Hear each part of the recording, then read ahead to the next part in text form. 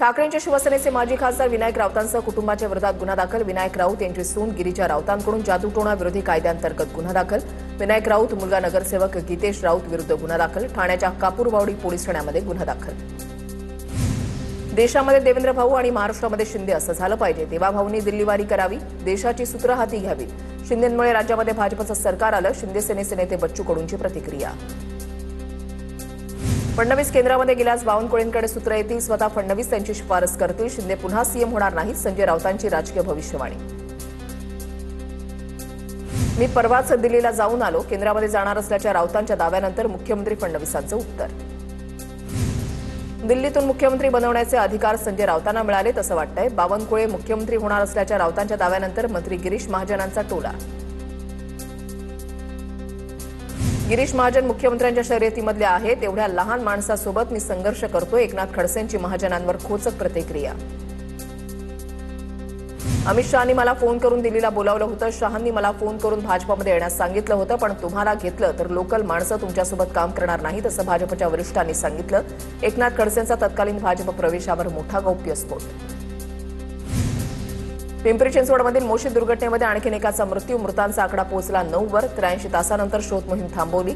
रात्री 1च्या सुमारास ढिगाऱ्याखालून एकाला बाहेर काढण्यात आलं. वामन कसबे यांना रुग्णालयामध्ये मृत घोषित करण्यात आलं.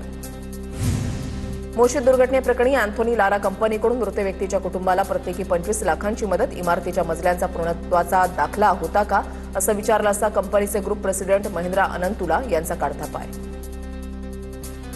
पिंपरी चिंचवडमधील मोशीमध्ये अडकलेल्यांच्या नातेवाईकांचा प्रचंड संताप. सुनेत्रा पवारांचा ताफा अडवण्याचा प्रयत्न करण्यात आला. सुनेत्रा पवार पीडित कुटुंबियांना भेटल्या नसल्यानं संताप. भाजप म्हणजे बाबर जनता पार्टी. रामरक्षा आंदोलनातून आदित्य ठाकरेंची टीका. आपले खासदार फोडण्यासाठी दानचोरीचे पैसे वापरले. आदित्य ठाकरेंचा आरोप. नाशिकमध्ये ठाकरेंच्या शिवसेनेकडून रामरक्षा पठण आणि महाआरतीचं आयोजन. नाशिकच्या काळाराम मंदिरामध्ये रामरक्षा पठण. ईश्वरपूरमध्ये जयंत पाटलांना धक्का. शरद पवारांच्या राष्ट्रवादीचे लोकनियुक्त नगराध्यक्ष आनंदराव मलगुडेंचं नगराध्यक्षपद रद्द. अतिक्रमण आणि बांधकाम अनियमित प्रकरणामध्ये दोषी आढळल्यानं नगराध्यक्षपद रद्द. भंडाऱ्यामध्ये महायुतीच्या नवनिर्वाचित विधान परिषदेचे आमदार. राज्यसभेच्या खासदारांचा सत्कार सोहळा. प्रफुल्ल पटेल, चंद्रशेखर बावनकुळे, नरेंद्र भोंडेकर, प्रणय फुके यावेळेला उपस्थित होते. नेत्यांनी त्यांच्या भाषणातून एकमेकांचे कान टोचले.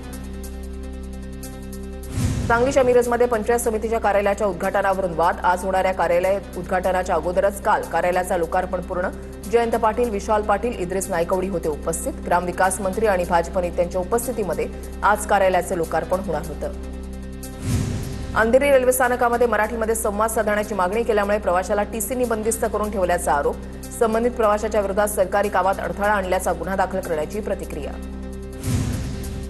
मुंबईला पाणीपुरवठा करणाऱ्या 7ही धरणांमध्ये 50% पाणीसाठा. सध्याचा साठा पुढील जानेवारीपर्यंत पुरेल. त्यामुळे लागू असलेली 10% पाणी कपात लवकरच रद्द होण्याची शक्यता.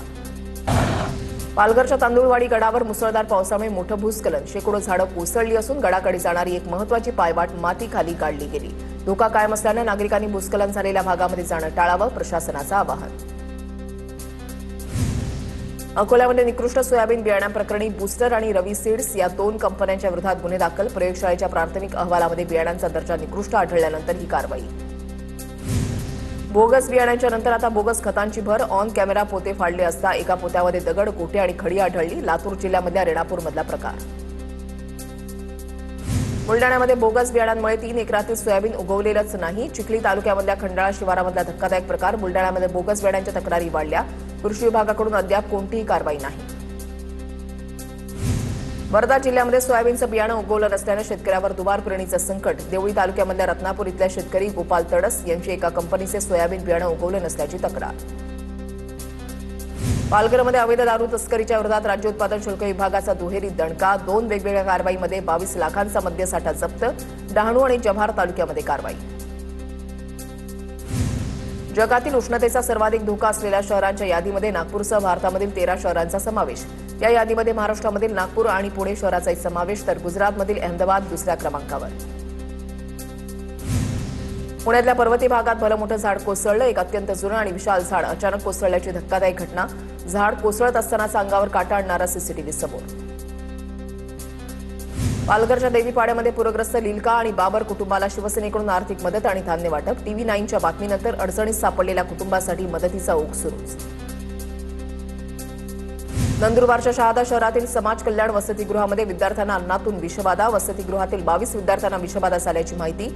8 विद्यार्थ्यांची प्रकृती चिंताजनक असून शहादाच्या खासगी रुग्णालयामध्ये उपचार सुरू.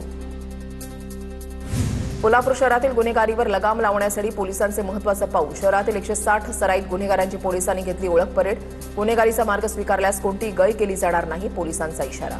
मुंबईहून ठाण्याच्या दिशेने जाणाऱ्या कारचा परळच्या आंबेडकर रोडवर अपघात. कार चालकाला झोप लागल्यानं कार डिव्हायडरला धडकली. कारमध्ये चालकासह 2 प्रवासी होते. सुदैवानं जीवितहानी टळली. अपघातामध्ये कारचं मोठ्या प्रमाणात नुकसान. अवैध दारू विक्री आणि गावातील दारू दुकानाच्या तक्रारीनंतर राज्य उत्पादन शुल्क अंतर्वाली सराटीमध्ये जिल्हाधिकाऱ्यांनी नाराजी व्यक्त केल्यानंतर अधिकारी दाखल. सांगोल्यामध्ये एफडीएचा मोठा छापा. 37,532 लिटर भेसळयुक्त दूध नष्ट. 15 लाखांचा दूध साठा जागेवरच नष्ट.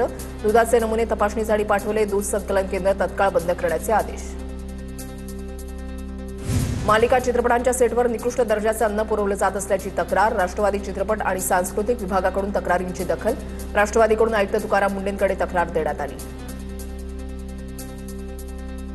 नाशिकच्या सिन्नरमध्ये माळेगाव एमआयडीसी कचऱ्याच्या विळख्यामध्ये कोट्यवधींचा कर भरूनही स्वच्छता केली जात नसल्याचा स्थानिक उद्योजकांचा आरोप. कोल्हापूरच्या इचलकरंजीमध्ये पुन्हा एकदा कचरा उचलण्याचं काम ठप्प. शहरभर घाणीचं साम्राज्य. नागरिकांच्या आरोग्याचा प्रश्न ऐरणीवर. ठेकेदाराकडून कचरा उचलण्याचं काम ठप्प.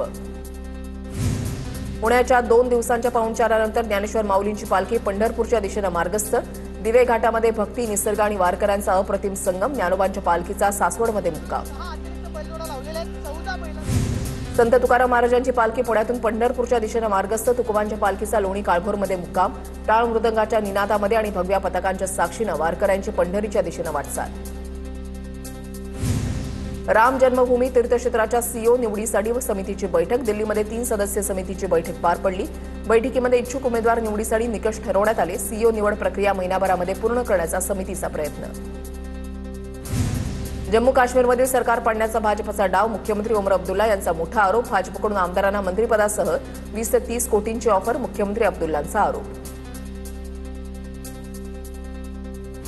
बॉलिवूड सुपरस्टार सलमान खाननं मुंबईमधील वांद्रे पश्चिम भागामध्ये 3.5 कोटी रुपयांची एक निवासी सदनिका विकली.